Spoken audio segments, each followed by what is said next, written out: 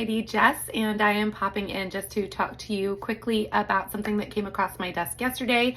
And I thought it might be beneficial to let you guys know some inside info on property taxes, because I feel like when you don't know what your property taxes are supposed to be, if you're purchasing a property, or say you know that the proposed tax bill is coming out soon, and you don't know what to do about it if you don't agree with the assessed value, et cetera, et cetera. So just kind of wanted to go over some of those things real quickly, starting with why a mortgage company needs tax information, property tax information for the purpose of your mortgage. And then also wanted to go over how you as a consumer can find that information on your own, whether you're purchasing or you already own a home.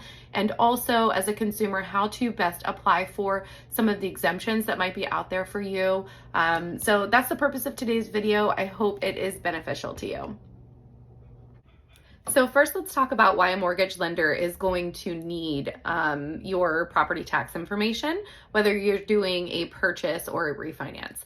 So the number one reason is because we use it to consider the percentage of your debt to income ratio when qualifying for a mortgage. So the way that we come up with that debt to income ratio is by taking the total number of monthly payments that would be your debt on your credit report, and dividing that by your income. So that's your debt to income ratio, or DTI. So here a lot of loan officers say DTI.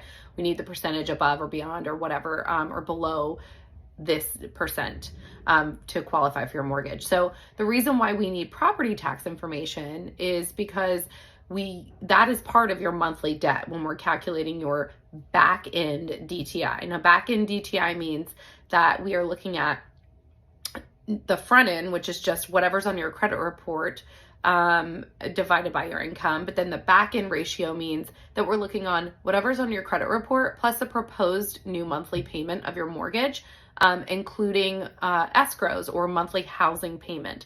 So escrows would be if you chose to escrow, meaning the lender takes on those monthly payments for your taxes for property and homeowners insurance. And we're calculating a total housing payment that you would be responsible for on a monthly basis. So again, let's go back to it. DTI is just your total monthly debt divided by your total monthly gross income prior to taxes. And we typically are looking for a percentage depending on the type of loan that you're doing. We want your DTI to be under a certain percentage to qualify for the mortgage. So that's number one reason why a lender needs your tax information to help you qualify for that mortgage. The second reason is what I touched on just a second ago, which is your escrow. So not every mortgage lender requires that you escrow on a monthly basis. However, if we do want to escrow, there's a way that we calculate what's due at closing based on what's going to be due when your tax bill comes up. So that's another reason why taxes on your property are very important. Not only knowing how much they are regarding affordability for you as a consumer, but also it's important to know, what you're going to come to closing with if required. If you're not doing a refinance, you can't roll in your closing costs for whatever reason, then it's super important to know what is my total number due at closing and why do they need this amount. The second thing I want to talk to you about is, where do I find my property tax information? So the easiest way to go about doing this is to just hop on Google and type in your current county property appraiser's website. From there, the website will allow you to do what they call a real property search. That real property search should allow you to then specifically put in either an owner's name, if you already know the owner's name to the property that you're looking to purchase. The easiest way, and I think most precise way, would be to put in the property address itself. That should bring up the property tax bill for that specific property, and then you can go from there.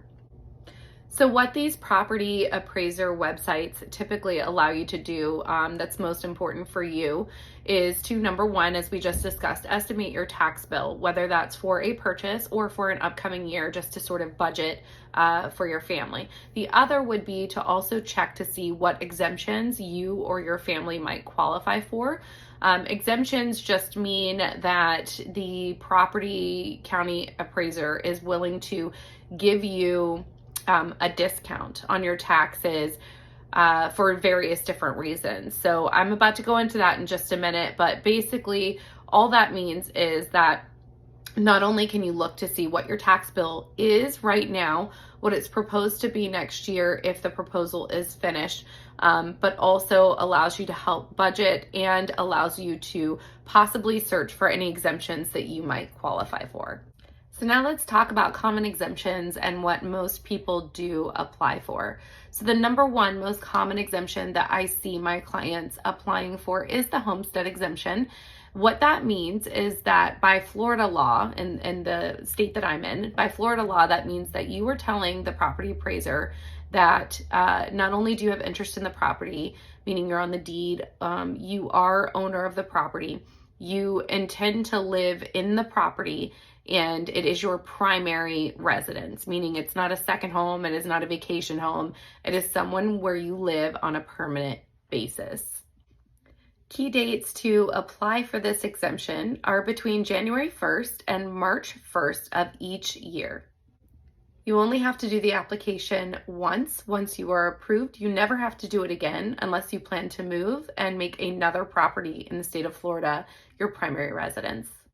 Depending on your property's assessed value, you could be eligible for up to $50,000 in tax exemptions. When filing for the Florida homestead exemption, you will need a few documents to provide to the property appraiser in order to qualify for this exemption.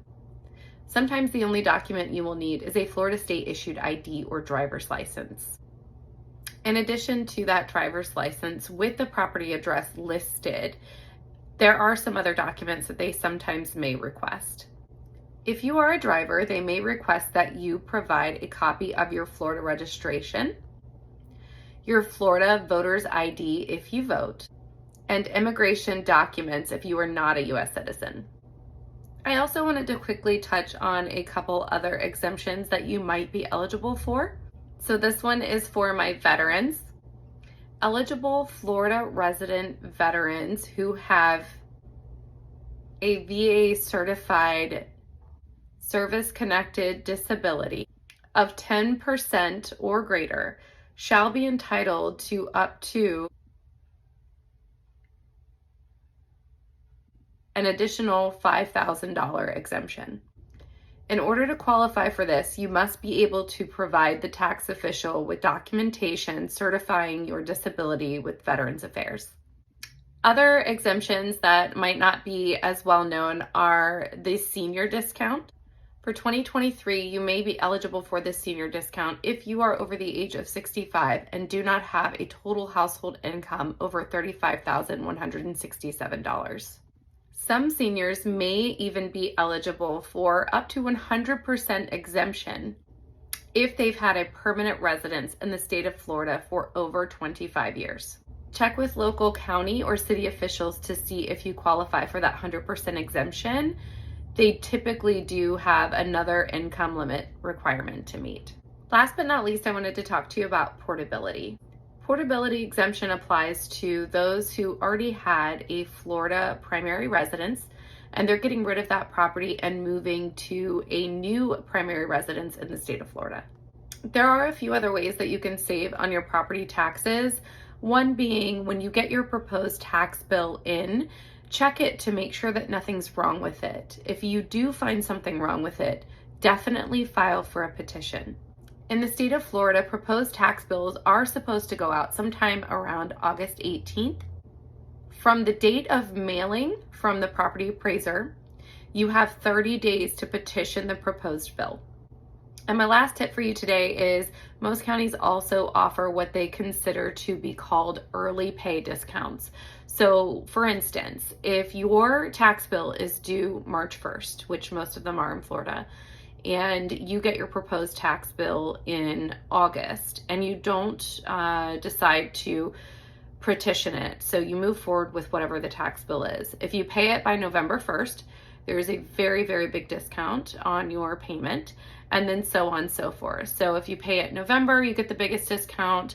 October, you still get a discount, but not quite as big. November, December, etc., up until March 1st.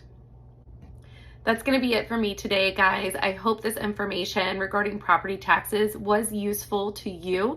If you enjoyed this video or if you learned something from it, please be sure to click the like button, share, subscribe, all of the above. And of course, I appreciate your referrals as always. See you next time.